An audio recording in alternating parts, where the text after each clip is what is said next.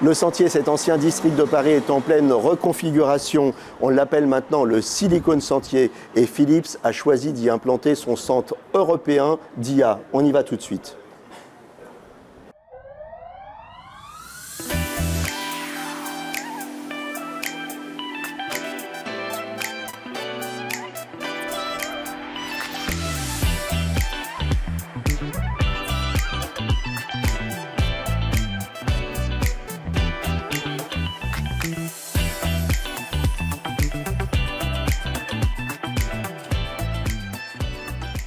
Paris, place tournante de la santé et de l'intelligence artificielle, c'est une réalité ou on se raconte des histoires pour se faire plaisir? Non, je pense qu'on ne se raconte pas des histoires. Je pense que c'est une réalité. Aujourd'hui, les chiffres parlent d'eux-mêmes.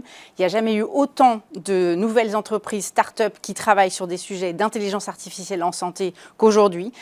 Quand on regarde le microcosme européen, plus de 40% des entreprises start-upiennes dans ces sujets-là sont françaises. Et on peut parler par exemple du RSNA où on a eu la chance d'aller ensemble. 20% du village de l'intelligence artificielle sont représentés par des start-up françaises. Alors c'est justement parce que c'est une réalité que Philips a décidé de s'implanter dans le Silicon Sentier.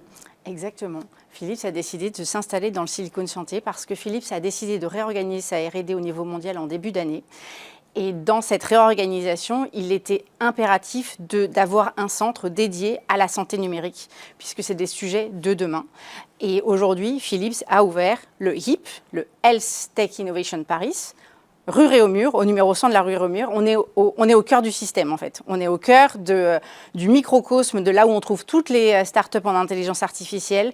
On est au cœur de Paris, qui est un élément clé pour attirer les jeunes talents, de jeunes ingénieurs. Et aujourd'hui, ça nous permet de rayonner et de nous positionner en tant que leader en santé numérique. Donc, tout un écosystème, une belle ville.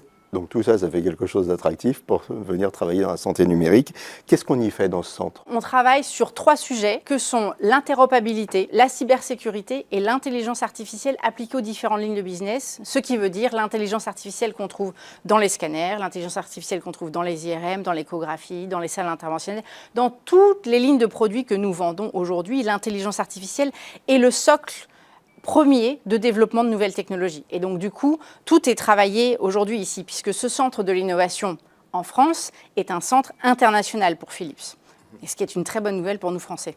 Alors, ce centre de l'innovation, c'est aussi l'illustration du fait que l'industriel, il a une responsabilité d'emmener tout l'écosystème avec lui. Vous avez tout à fait raison. Aujourd'hui, l'industriel a le devoir, pour moi, de se positionner comme un acteur contributif du cercle vertueux de l'amélioration du système de santé, du système de soins dans sa globalité. Aujourd'hui, l'industriel, comment il peut faire ça? Mais il le fait par des partenariats. Il le fait en agrégeant, l'union fait la force, et il le fait en agrégeant des experts dans différents domaines. Donc Philips va s'adosser avec des partenaires publics, privés, mais aussi des startups sur des sujets très précis. Et c'est cet écosystème-là qui va permettre de développer et d'accélérer sur le développement de l'innovation en santé. Ben vous savez quoi, pour mieux comprendre, on va voir quelques exemples. Parfait.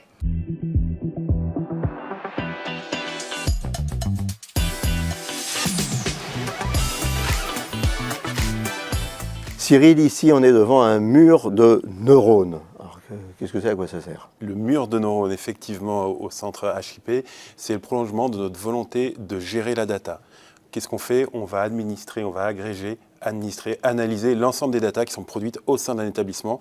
On connaît beaucoup l'imagerie, la cardiologie, l'anapathologie. Par contre, il y a toutes les datas chiffrées sur des anesthésies, des réanimateurs qu'on va récupérer et mettre à disposition au sein de soignants. Chaque petit écran, là, ça correspond à quoi? Chaque petit écran va correspondre à la configuration d'un établissement et l'ensemble de ces dispositifs médicaux connectés, sachant que notre solution capsule est totalement agnostique. Elle n'est pas uniquement compatible qu'avec des solutions Philips, mais avec l'ensemble des solutions du marché. Alors ça, dis-moi, c'est une démo ou c'est la réalité? Non, c'est notre solution de télémaintenance en direct où on va aller pouvoir récupérer et accéder à l'ensemble des informations pour avoir une qualité de service et un support 24/24, 7/7 au plus vite.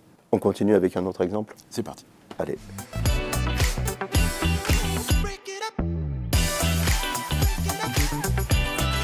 Spécial, c'est un autre exemple de ce qui se passe ici. Alors, qu'est-ce que c'est Spécial? Effectivement, Spécial, c'est un projet porté par Incepto, la PHP, les HCL et Philips pour pérenniser et massifier l'utilisation des algorithmes d'intelligence artificielle au quotidien et pour apporter une validation clinique de ces nouveaux outils. Un dernier exemple.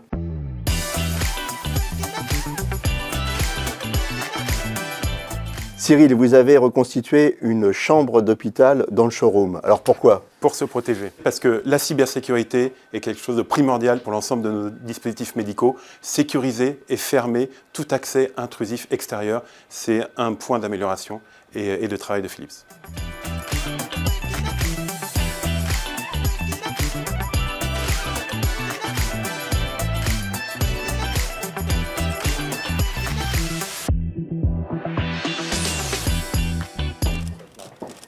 Tu sais le faire?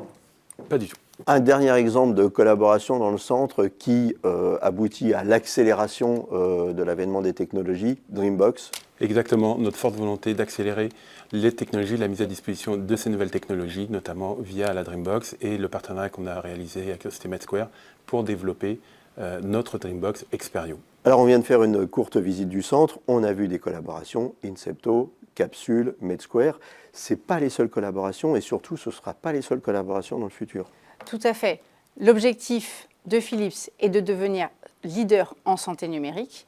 Et pour ce faire, on va continuer les partenariats. C'est la trajectoire dans laquelle on est lancé et ce n'est que le début de l'histoire. Et donc s'il y a des startups, et notamment des startups françaises qui nous écoutent, ils peuvent venir vous présenter leurs projets. Tout à fait. Nous souhaitons détecter des pépites avec lesquelles on pourra travailler, co-construire et co-innover pour l'amélioration du système dans sa globalité.